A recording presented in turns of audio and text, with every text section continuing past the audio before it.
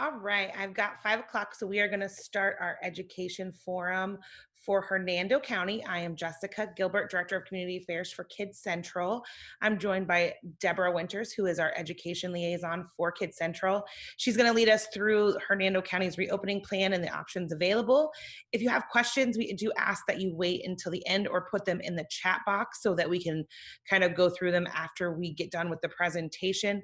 I do want to let you know we are recording so that people who could not join are able to watch this back at a later time. And I'm going to hand it over to Miss Deb and let her get started for Hernando County. Okay, thank you, Jessica, for that. Yes, I'm off mute. Okay. All right. So welcome, everybody. And I'm going to kind of give a little preface here. I am not with Hernando County Schools, obviously. I'm with Kids Central. And every bit of the information that's being shared today is information that is out and about and published, at least as of this morning. We have found that things can change in a heartbeat, and understandably they need to.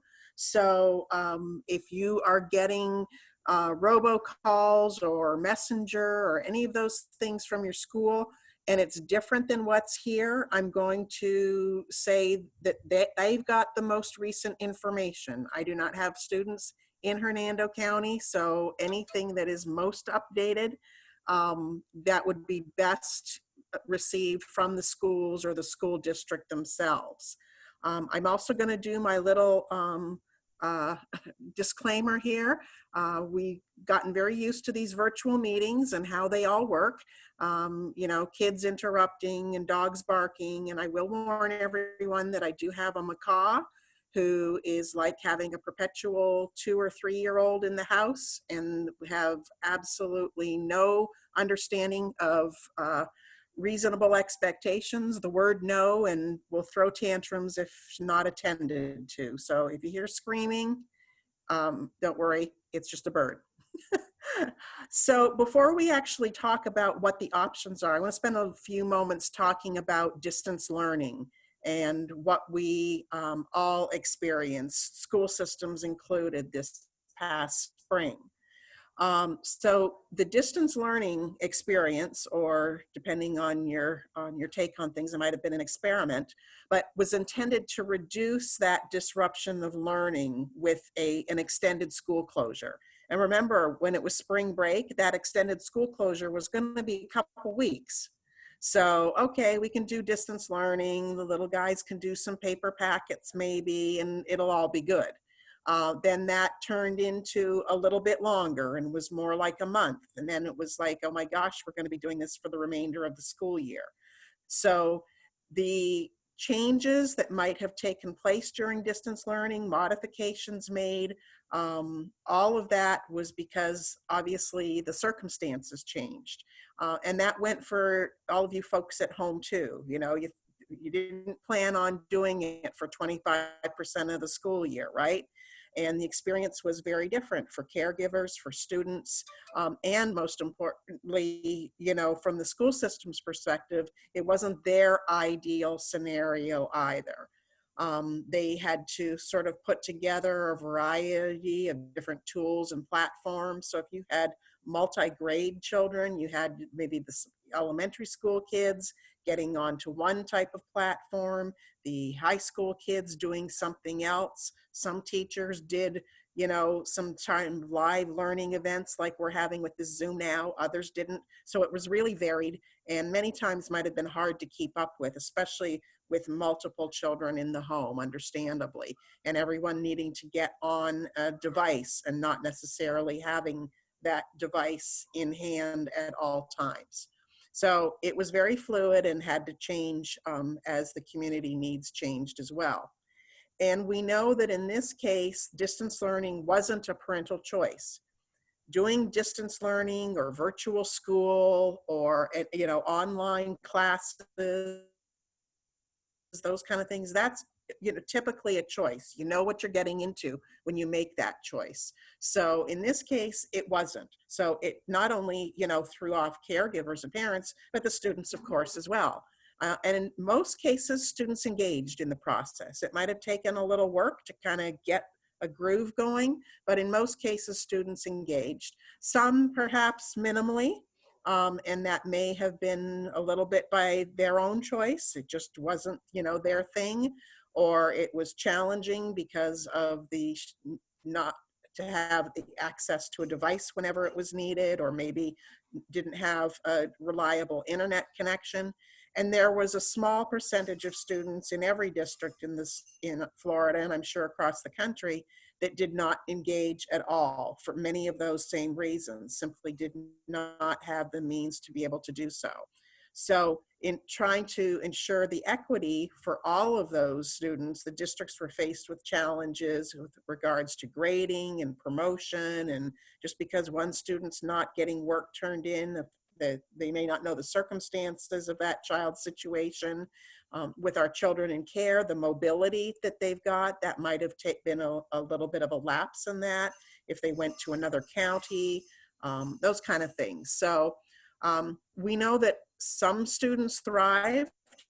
This was really, really worked well for them. They liked the online type of experience. They didn't have the distractions. They were able to focus. Perhaps they could, go back and review lessons or re-watch a video and take things at their own pace, which is really what they needed. Others struggled very much with the online learning. They really needed that face-to-face instruction, maybe the additional supports. A lot of times some kids work better with a peer group and in those group type of interactions. So short of having those, it might have been a challenge for them as well. And as I said, the school districts learned a great deal of information. They learned what worked, what didn't work.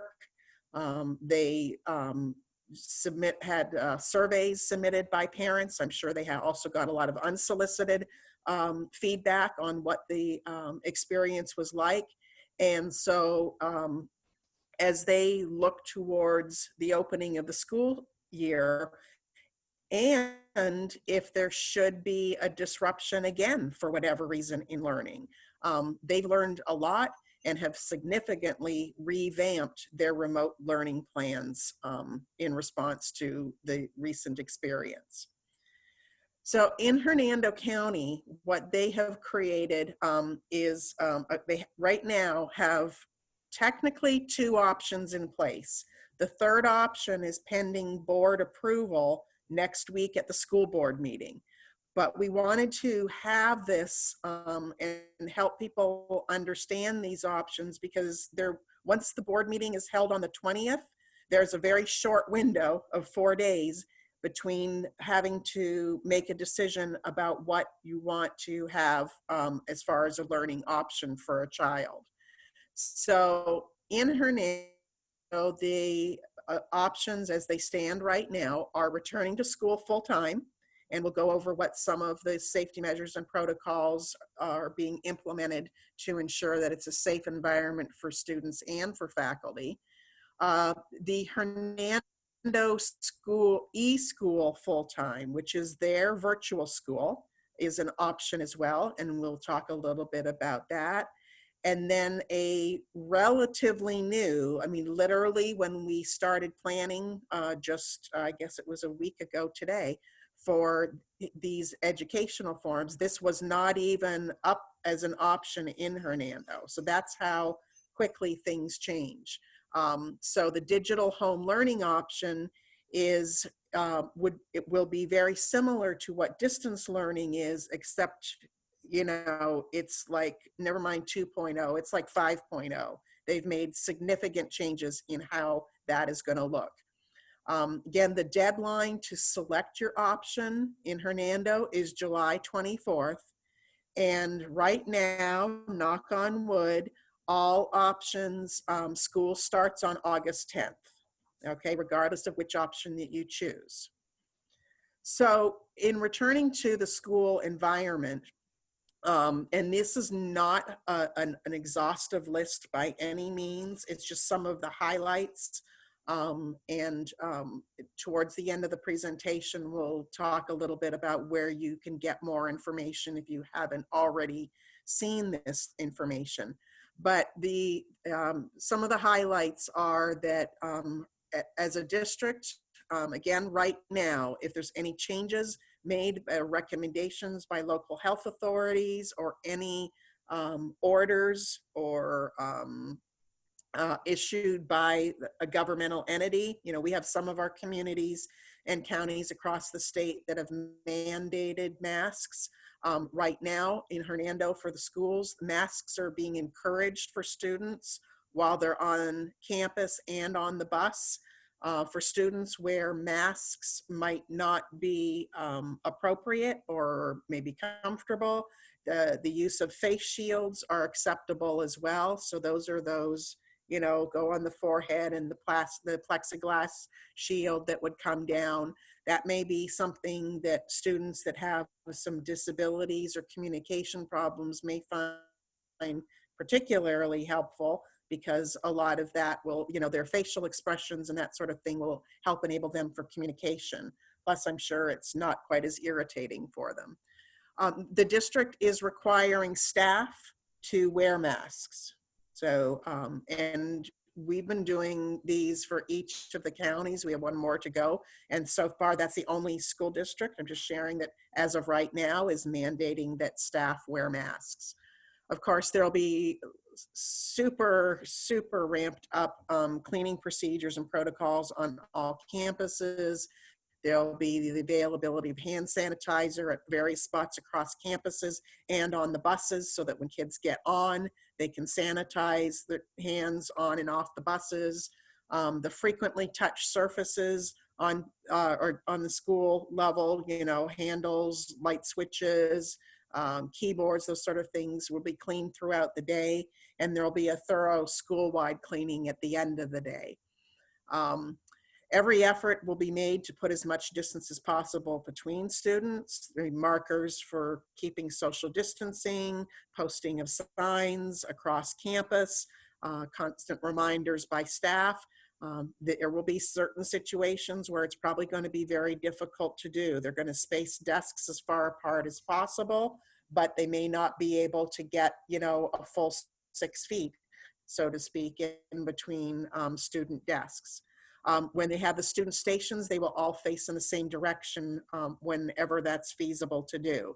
You know, you go into a lot of elementary classrooms and they might be clustered and have little groups of 4 kind of desks, you know, facing each other and together. So the classroom environment and setup is going to look quite different as well. The additional safety features, as I mentioned, the signage and the teacher guidance to help encourage that social safe distancing and hygiene. There will not be the water fountains will not be available. So you may want, if you're thinking about traditional school, making sure that your child has their own water bottle, and they're going to need to be encouraged not to share it with their friends and that sort of thing. Any opportunity to reduce student gatherings, whether that's in drop-off and pickup areas, on playgrounds, the media center, the community restrooms that children use, will reduce the gatherings and the numbers in those locations as well. As far as the food service, they're looking to do a pre-packaged option, so everything is going to be packaged together, kind of in a grab and go type of thing. So whether it's, you know, the ketchup packets, the utensils, everything will be kind of together in one organized service. And where possible, and this may be possible on some campuses a little easier than others, they'll be using cart service to deliver food to classrooms, maybe more so in like some of the self-contained rooms in elementary, can do a little bit more of that. The school buses will be disinfected between runs, and by that what we mean is that bus that leaves the bus depot in the morning and picks up kids, drops them off at the high school, and then the bus goes back and does a run. That same bus takes, you know, kids to perhaps elementary school or middle school. So they'll be disinfected between runs like that, and then at the end of every day, all of the buses will be undergoing a complete deep cleaning. They're also going to be using seating charts on the bus, and this is going to be important to help our kiddos understand. So what they're going to do is when the bus comes, the first kids that get picked up are going to be they're going to start filling it kind of like the way they do in the airplane. You start filling them up in the back and then move the seats towards the front so that you're not having students boarding and then passing other students, or at least minimizing that to the extent possible. So they will be using seating charts. The added plus with that is, should there ever be a situation where they need to do some contact tracing, they're going to know, okay, Johnny's seat on the bus is the third row from the back, who is in that proximity and range to where Johnny is sitting, so that they can do that follow-up on the contact tracing.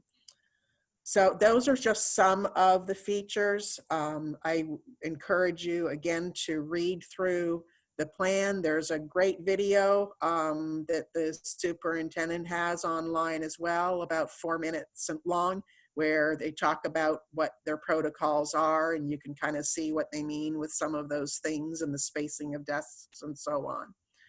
So the digital home learning option, again, this is pending approval by the board. And I mean, I can't imagine a board not wanting to create an option that's based on health and safety concerns of their students and faculty. So what this will do is much like distance learning, but again, this is going to be very different, as you'll see, is it will allow a child or students to remain enrolled at the school that they are slated to attend for the new school year. And the connection to that school.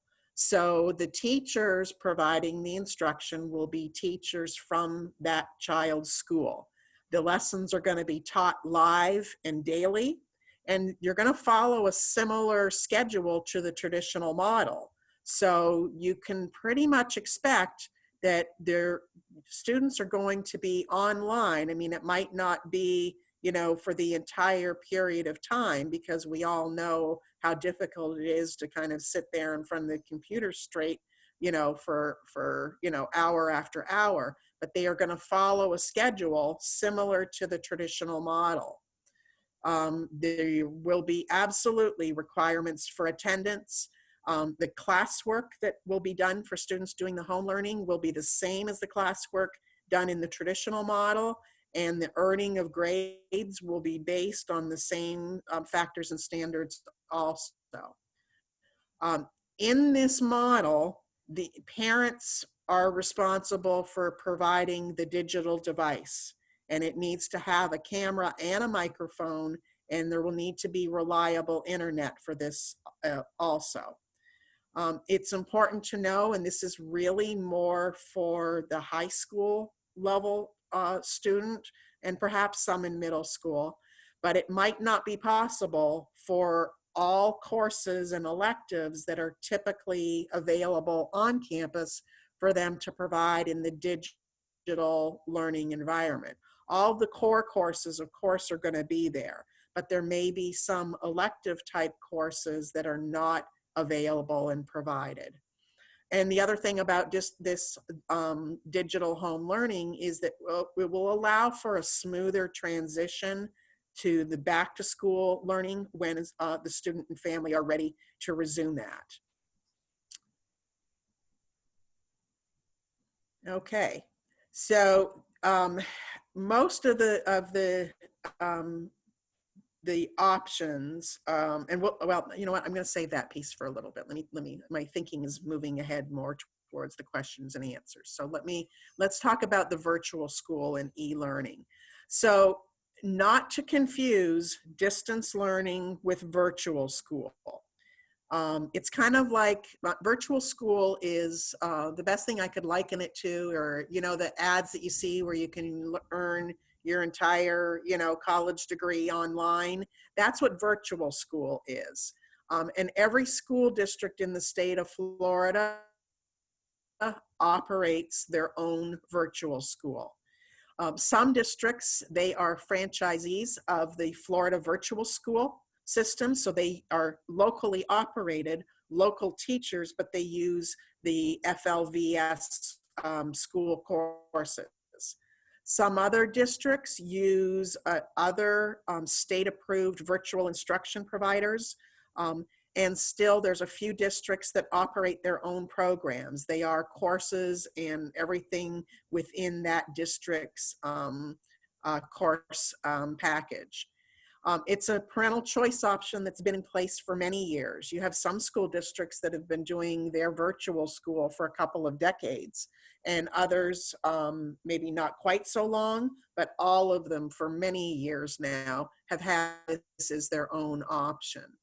And there are students who do their entire kindergarten through 12th grade education through virtual school. It is not for everyone, though, in that it requires a great deal of motivation and independence. Students work at their own pace, but it's still very rigorous. And students that were successful in distance learning would not necessarily automatically adapt and be successful in this virtual school environment. There is less support and continuity and instruction as there is in what is being proposed in the digital home learning environment. Many virtual school students are students that also, they might be in home education programs. They might have chosen this option because they are a youth athlete, traveling, students who are actors and actresses. I mean, there's a lot of different reasons why this might be a choice, and I'm not saying it's not a great choice. I'm sorry, was there a question? Did something come up? I think someone accidentally unmuted themselves, so I. Okay, all right, okay, all right. One of the key things about this is, you know, when the distance learning kind of hit, there were a lot of teachers who were not familiar with or necessarily comfortable with teaching in a remote fashion like that. Most teachers didn't go into teaching to do it, you know, sitting from behind a computer and not having that face-to-face experience with the students themselves. So they experienced some challenges. And the difference with virtual school is those teachers are hired and trained specifically to provide a learning that occurs outside what would be the typical classroom setting. In Hernando, their virtual school is referred to, they call it eSchool, Hernando eSchool. So again, it is locally based Hernando teachers, and these are all pre-designed lessons. This wasn't things that had to be generated and put together kind of on the fly, if you will. But this, again, are courses that have been provided, tried and true means of teaching through a virtual environment. So there is the flexibility. It's not the, okay, this is what, you know, you run through and do 6 hours a day of online, but there is an expectation with regard to check-ins on a weekly basis at minimum. That's not what you strive for, but minimally there needs to be that kind of check-in, and that's through with a teacher. It probably is a face-to-face or virtual to virtual in the case of our situation right now. As I said, it requires a lot of self-determination and motivation. The district is looking that if you do select Hernando eSchool, it's important to commit to the semester before changing your learning option. Because if not, if you don't complete a session, which is what schools often call the semester, or at least that half credit for those high school students, you risk losing the grade and possibly having to repeat that course if you don't complete it to the end of the semester. That's not as much an issue, obviously, in elementary school, but the commitment is that you stick with that for a full semester of learning. So basically until the winter break. The IB, or International Baccalaureate classes, and the ACE or Cambridge courses that will not be available through Hernando eSchool. So if you have a student who is either entering that one of those tracks or is currently in that, know that that is not going to be available through the eSchool option. It has not been historically, so this isn't something that they just changed their mind on, but that has not been an option through the eSchool. I think I mentioned that the parent is responsible for provide the digital learning and Hernando eSchool. The parent is responsible for providing the electronic device. And again, needs to have a camera and a microphone and access to the internet reliably. There will be no paper packets provided. So if there is an issue with not to have the device or the internet, there is not another means to provide that. Okay. All right. So some of the questions that have come up either through communication have had, some of our out-of-home care staff have had, and even through some of the other presentations that we've done. I put together just a few of the common questions. Unfortunately, we were unable to get someone from the district, and understandably, this was short notice and they are absolutely swamped trying to figure out the school reopening. So if there are specific questions that do pop up that we are unable to answer in this session, we'll certainly see what we can do about getting the answers to those. So I do not have someone from the district here to help field those questions. But again, the question about if I choose one of the options, can I change my mind later? So the standard answer from the district is that they are looking for whatever option you utilize to stay for in that option for one semester. Now, I would feel pretty strongly that we do have an extraordinary partnership with our school systems in our 5-county circuit. They're very understanding of the situation involving our children in out-of-home care. And there may be other situations for any family in the community where circumstances change, and there might be a very compelling reason for a child to need to switch from one option to the other, or in the case of out-of-home care, whether that's licensed care, whether it's a relative care, whether it's any of our group or shelter home providers. You know, if a new child comes into Hernando County schools, you know, the question really becomes, will they still have an option, or are they going to have to default to the brick and mortar school? And I would feel pretty strongly, I can't say with certain, because again, I'm not working for the district, that the district will be looking at, you know, those kind of needs on a case-by-case basis. They want families to feel comfortable. They want children to learn, but they also know that there may be some extenuating circumstances that these sort of rules, if you will, have to be bent for. So in talking with a caregiver the other day, as I said at the time, or last week, there were 2 options being presented, and the caregiver was not comfortable with having the child go to the brick and mortar school, which essentially left them with the eSchool option.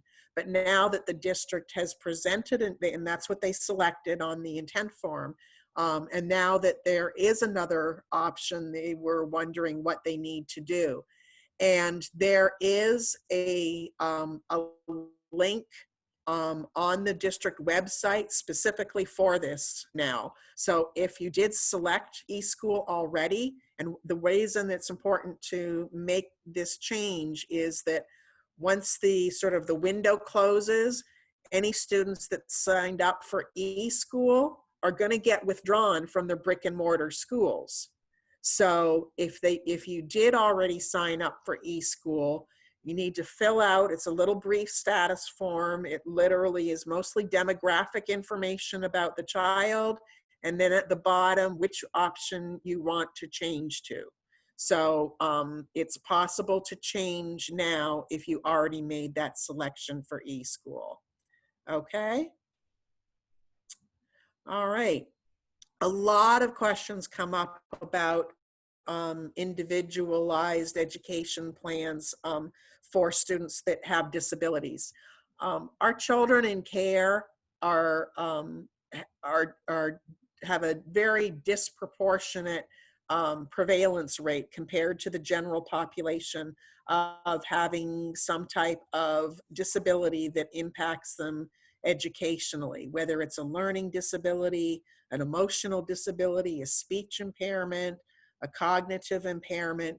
We have roughly 40% of our children in out-of-home care have an IEP, which is the Individualized Education Plan, and that is what that document that indicates what services will be provided to a student who has an educationally relevant disability.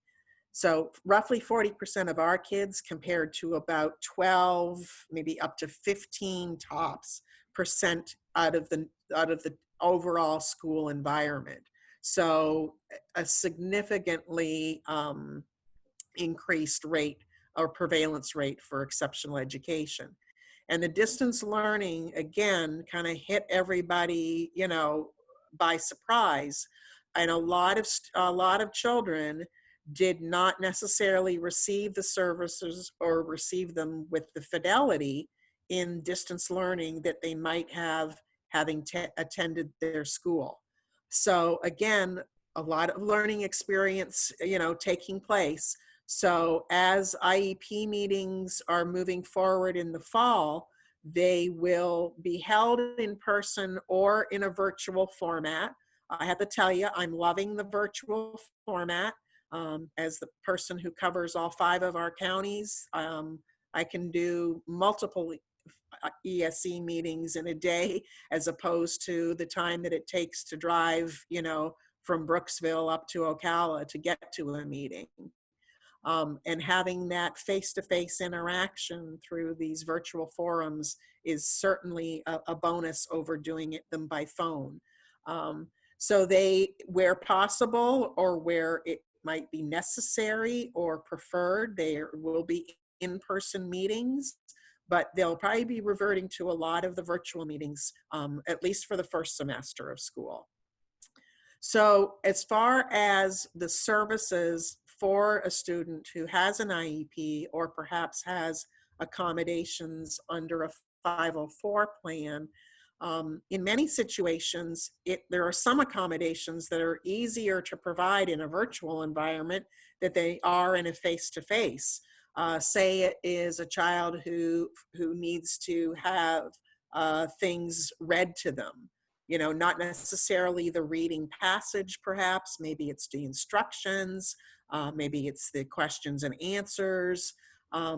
But, you know, some of these features that we have through technology that transfer that text into speech, some of those things can occur much more naturally almost than in the classroom, where a teacher is, you know, in order to do a read aloud to a child, is either doing it for the entire class, which is maybe not the most appropriate to do, or is having to go around and do it child by child. So some things work really well in the virtual setting.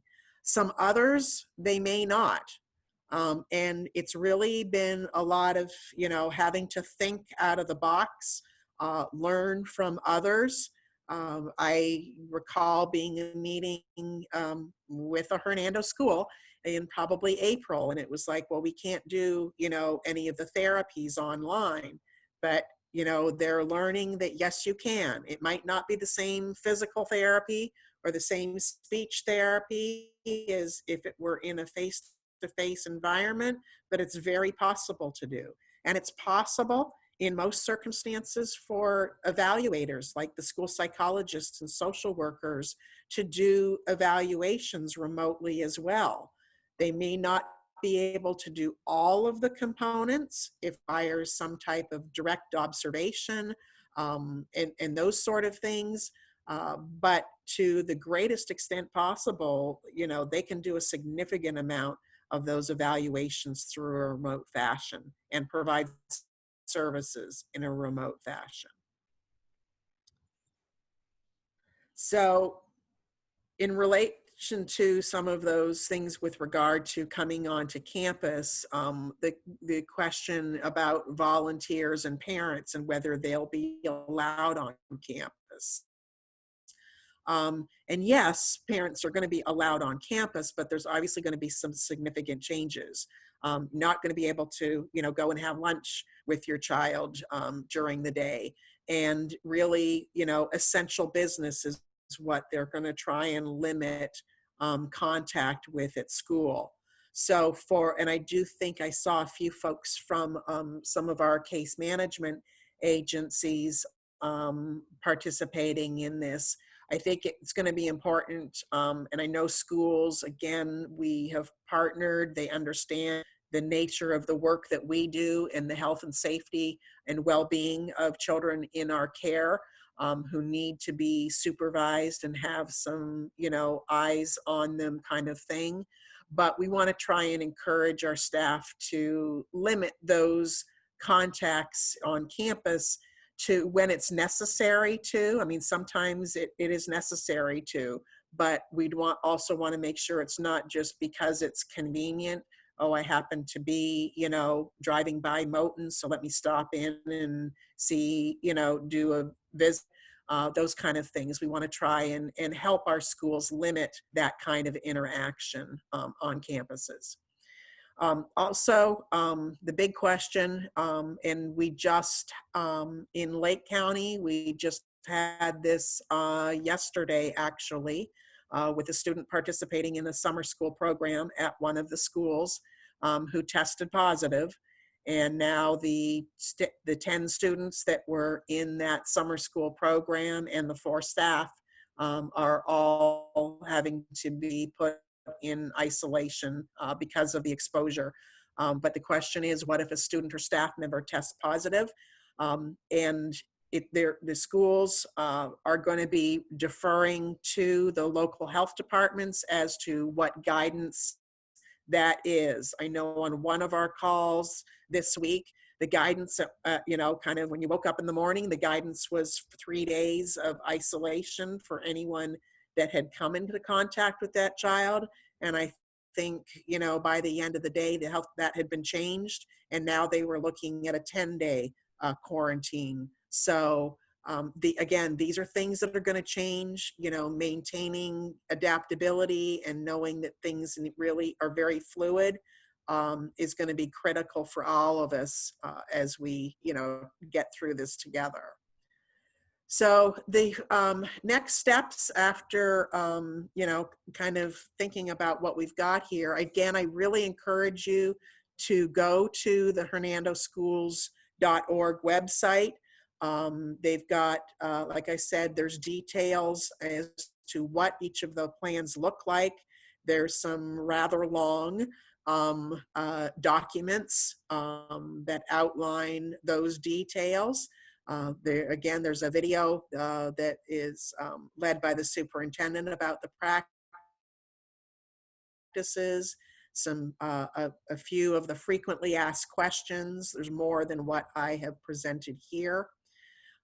If you determine that the eSchool option is the option, that enrollment is done through the website that is there, and I believe so Jessica put into the chat there, just so that you've got it, the two things. The hernandoschools.org is the school district's main website, but if you're looking at the eSchool, it's ehernando.weebly.com, and that's where you would do the enrollment for Hernando eSchool. If there are new students that are enrolling for the traditional schools, that gets, if that's what your option is, a new child, they're going to go ahead and start attending at Spring Hill Elementary. You do the online enrollment forms, and every school at the top of their web page has a tab, information tab, and then under that is a link for enrollment forms. And it's got all of the PDF forms, but there may be additional things that need to be provided to the school, primarily the proof of address, because a lot of those other things like birth certificate, immunizations, all of that, we know that schools need, and we want them to have that when they're available. But those things cannot be barriers for enrollment for children in out-of-home care. So you can complete those forms and then email them if that's what you choose to do. There's an email address provided on each of those individual school links as to who that needs to go to, or they can be mailed back to the school. So the other piece that is not, again, decided yet, but once the digital home learning option is approved, the district will be providing the details as to how to choose that option. So literally, if you went onto the site right now, you really only have the two options, because until the board has approved it, that digital home learning option isn't presented as a means that you can actually select. The students have to be registered at their school in order to choose the digital home learning option. So if you're thinking that that might be something that you would be looking to do, you might want to save a little bit of time and get that piece so that they are enrolled at their school. And then it's just a matter of selecting that digital option rather than coming to the brick and mortar school. Just remember that the deadline again is the 24th. And given that the approval for the digital home learning is not going to be until the 20th, there's going to be a very short window between that being, approved as an option and the time that that would have to be selected if that's your choice.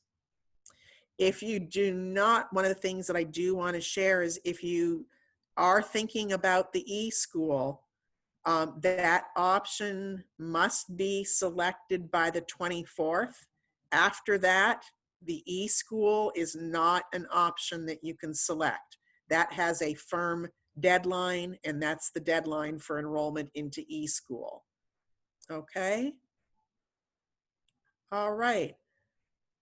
I'm just scanning through and I'm not seeing any questions that were, let me just see, no, there aren't any questions specific to this presentation that I've seen pop up. Jessica, have you had any come in directly to you? I have. If a parent selects eSchool, can it affect their ability to get school food? My school keeps the funding to the school, and you can continue to get your children's food. Will this remain the same? Okay, so through the eSchool, that is its own separate school. That's a selection that parents have always been able to make, and it's not tied to your zone school. So there is not meal service. That was the question, right? Whether there's essentially meals? No. With the virtual school, no. Now, I have not seen, and again, I don't, because they haven't publicized the plan for the digital learning, I don't know. I'm just saying that some districts that have done this digital learning have made, the availability of meals that a parent could come and pick up those grab and go meals for students that are, because you're still tied to your child's school with the digital learning. But again, that's not, that hasn't been presented because the board, they may choose to do something about that or make it available, not make it available. I would suspect there's probably going to be a means for that. but I can't say with certainty because that plan has not presented, but I can say that it's not with the eSchool. And then we have one more of how will this affect the pre-K program? Okay, so depending on what type of pre-K program we're talking about, if this is a pre-K program where the child is receiving pre-K services because they are an ESE student, so they've got an IEP for perhaps a developmental disability and that sort of thing, those students can be served in both the digital home learning setting and of course the traditional setting. Um, if we're talking about VPK, which is different, the state VPK program, the state VPK program requires a traditional face-to-face setting. Usually, and depending on districts, some school districts don't do VPK, and private providers do VPK, but that they both will require a face-to-face learning environment. So I'm kind of covering both of those because I'm not 100% sure whether we're talking about an ESE pre-K student or a VPK student. I didn't get that information, but I think you covered both of them. If you have any other questions, please don't hesitate to put them in the chat box. Early Steps is recommending pre-K due to developmental delay. Okay, so yes, so that if the child who's in early steps and is approaching 3 years of age, early steps helps make that transition and referral to the district, or in Hernando County, they do it through their through Child Find.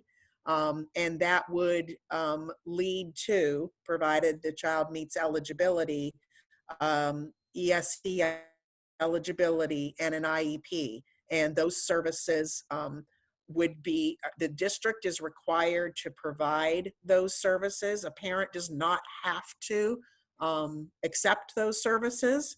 It's still an option. I mean, compulsory education in Florida does not start until 6 years old. So even though a child is eligible for an IEP, as a 3 or 4 year old, a parent does not necessarily have to accept the services. Obviously, you know, as an educator, I'm going to say the earlier we provide intervention, the better opportunities that's going to be for the child to be successful as they move on educationally. But yes, they would either be serviced in the traditional environment or the digital environment if that's what was selected. She has another follow-up question as far as that's concerned. As a foster parent, are we required, I'm sorry, my mom's calling me right now. Are we required to do it if it's recommended? I'm so sorry. Are we required to do, Let me reread that again, question. whoever's, Off yeah, base. I'm sorry, that's sorry. okay. And My if you dad need to grab that, mom's you know, updating me. As a foster parent, are we required if it is recommended? And I'm assuming she's asking along the lines of Early Steps and the pre-K program. right. So, and I appreciate the question, and this is a little bit of I'm kind of, sounds like I'm dancing around the answer on that. The reason is that depending on the circumstances of a child in care, you know, any of those ESE decisions are the responsibility of the child's parent, should they have a parent. So unless a parent's rights have been terminated, or perhaps their whereabouts is unknown, and by that we don't mean a child whose parent is kind of, you know, they may not, they have a phone, but they don't always answer, they don't always return the call. When by unknown, we mean that there's perhaps a diligent search out for them. They're not located at the address that we last had for them. The phone's disconnected. We don't know where they are. So anytime a child who is in foster care, out of home care, those decisions about their ESE services first default to the child's own parent. And in the situation where that parent is unknown, or whereabouts unknown, or rights have been terminated, the decision about whether they would go into ESE services is essentially that parent's responsibility. If they are not in the picture in that sense, again, legally, then that decision can default to a foster parent.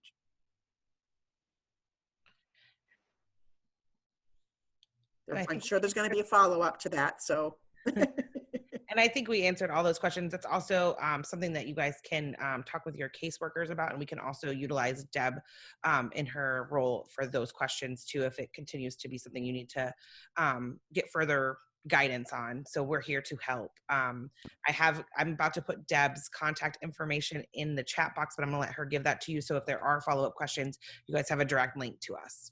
okay. I will go ahead and do that, and then there's a comment that I do want to make about, kind of related to that piece. So as it's in the chat box there, you can see it's Deborah, DEBORAH. There's some folks that are on the phone, so I realize they might not see what's there. .Winters, WINTERS. So that's Deborah.Winters at kidscentralinc.org. So one of the things, we were in talking about that choice, I was specifically referring to the ESE piece, but kind of along those same lines, we realize that time constraints are, that's what we're all facing right now with these decisions.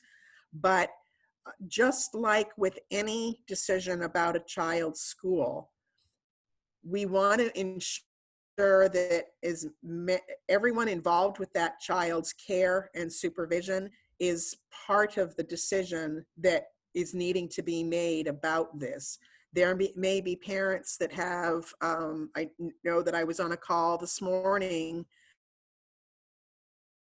with regard to a child who had changed schools, and the parent had very, very strong feelings about not wanting their child to be in a brick and mortar school.